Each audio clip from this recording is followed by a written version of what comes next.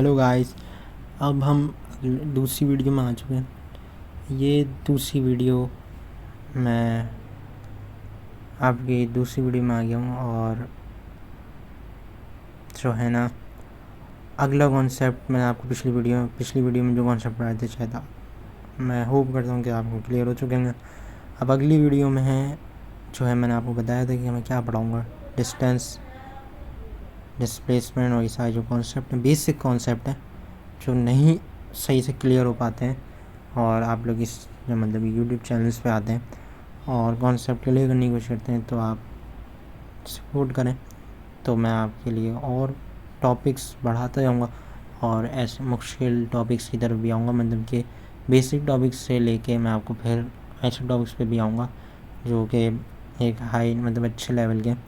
ये तो बहुत बेसिक है, शायद कि आपको पता भी हो और नहीं पता तभी आप यहाँ आएँ, तो मैं आपको कोशिश करूँगा कि सारी चीज़ें जो छोटी छोटी चीज़ें हैं जो नहीं क्लियर हो पाती हैं कभी कभी क्लासरूम्स में, तो यहाँ पे मैं आपको क्लियर कर दूँ।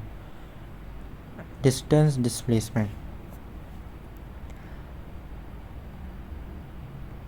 ये सिंपल सी चीज़ है।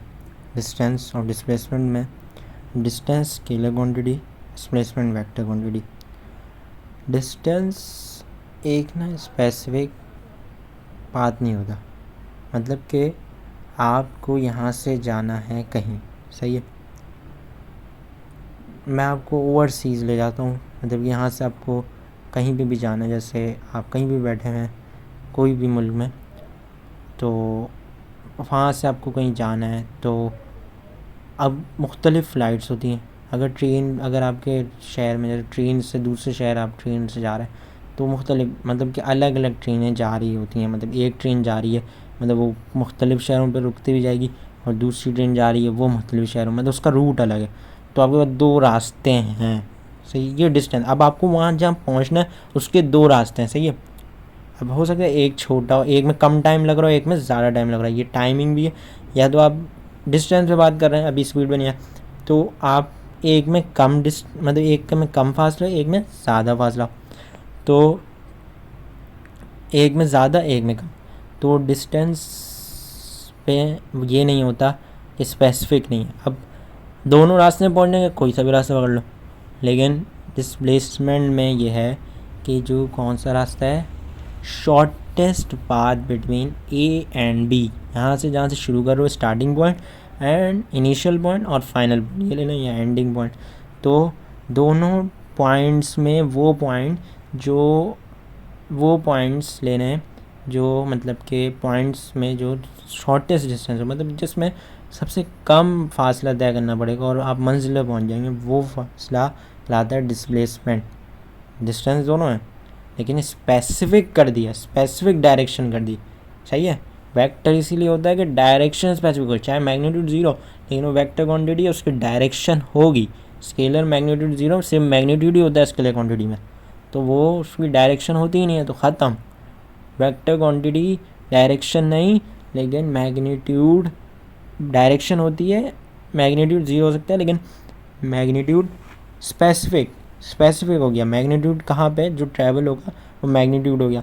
अब थोड़ा सा आगे का मैग्नीट्यूड मतलब ये 1 किलोमीटर आप चल गए तो आपने स्पेसिफिक क्या, अब रैंडम आप घूमते ना स्ट्रीट्स में तो वो कोई मायने नहीं रखता, लेकिन आप स्पेसिफिक करके कि आज स्कूल जा रहे हैं तो स्पेसिफिक डायरेक्शन आप लेंगे, सही है। आप ऐसे ही चल रहे थे स्कूल के सामने से गुजर गए तो आपने स्पेसिफिक नहीं किया था डायरेक्शन, सही है। अब मुख्तलिफ रास्ते से आप जा सकते हैं, मगर आप जब 5-10 मिनट 15 मिनट जाएगा और आपको पहुंचना है स्कूल तो आप स्पेसिफिक डायरेक्शन वही पाथ लेंगे जो शॉर्टेस्ट होगा। वो शॉर्टेस्ट पाथ क्या कहलाएगा, वो डिस्टेंस को क्या कहलाएगा, डिस्प्लेसमेंट कहलाना शुरू कर देगा। हर पाथ डिस्टेंस कवर्ड होगा, सही है। उसके बाद speed and velocity. Speed and velocity भी कॉन्सेप्ट हैं छोटे और इसमें फ़र्क है, और ये फ़र्क मैं बात बता ही दूँ, बहुत आसान सी चीज़ है। और ये चीज़ें आप देख रहे हैं थोड़ा सा स्पेसिफिक, तो आप ये देख के थोड़ा पढ़ लेंगे उसके बाद में, लेकिन रीडिंग नहीं करना है मेरा मकसद, मैं आपको समझाते जा रहा हूँ। ये स्पीड एंड वेलोसिटी। स्पीड जो है ना वो distance travel upon time taken, अब वेलोसिटी भी यही होता है भाई, सही है। लेकिन स्पीड है rate of change of distance. अगर हम डायरेक्ट देखें तो डिस्टेंस आ गया स्केलर, द स्पीड भी scalar quantity, velocity rate of change of displacement कौन सी क्वांटिटी हो गई, वेक्टर हो गई। तो वेलोसिटी वेक्टर क्वांटिटी है, सही है। Velocity vector quantity, speed scalar quantity, सही है। ये जहन में होना चाहिए आपके।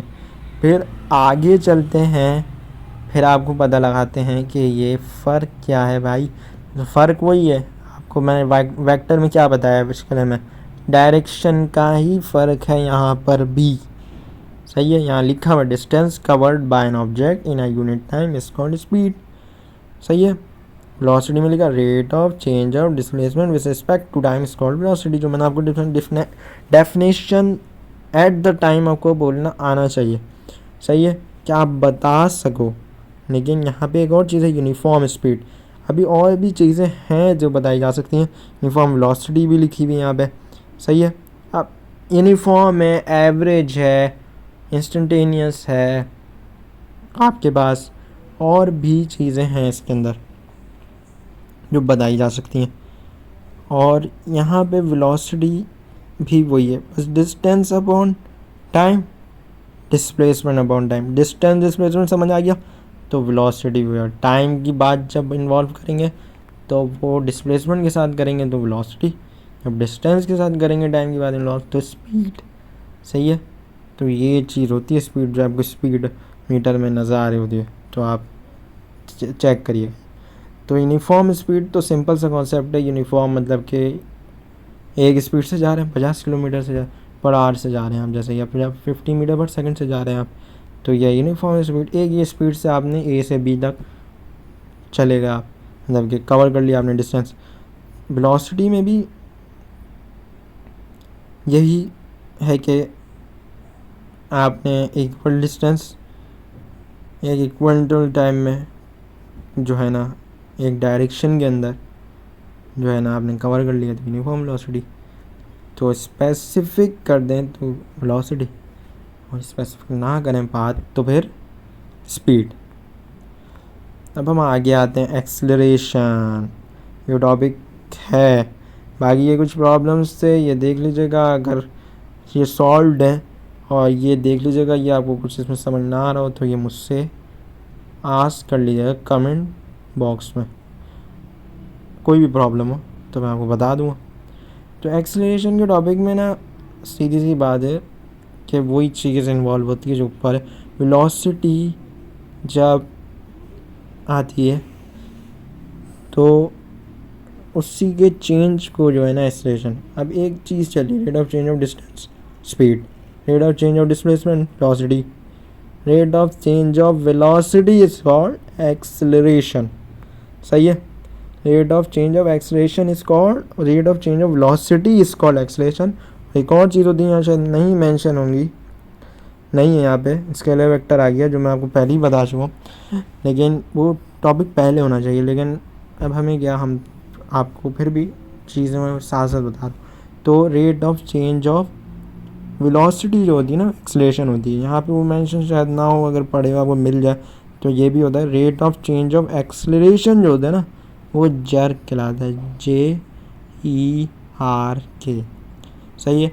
ये जो है ना ये जर्क जो होता है, ये जैसे rate of change of acceleration तब होता है कि आप बस में हैं और एकदम से जब स्पीड दे दें, सही है, एकदम से स्पीड दें, सही है, और पीछे मतलब आप जब आगे बढ़ती है गाड़ी तो सेंट्रीफ्यूगल फोर्स मतलब कि बैकवर्ड रिएक्शन होता है।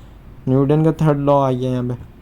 तो बैकवर्ड रिएक्शन, बैकवर्ड आप गाड़ी आगे बढ़ रही है लेकिन आप पीछे जाके सीट पे ही होंगे, जब हेड लगेगा या फिर जो भी चीज़ है, जो सामान आगे की तरफ है तो पीछे आ जाएगा, डैशबोर्ड पे चीज़ें होंगी वो भी मतलब मूव कर जाएंगी पीछे। लेकिन बैकवर्ड, फॉरवर्ड कार जो है फॉरवर्ड जा रही है, लेकिन जो चीज़ें हैं मतलब थिंग्स हैं वो बैकवर्ड की तरफ आ रही हैं।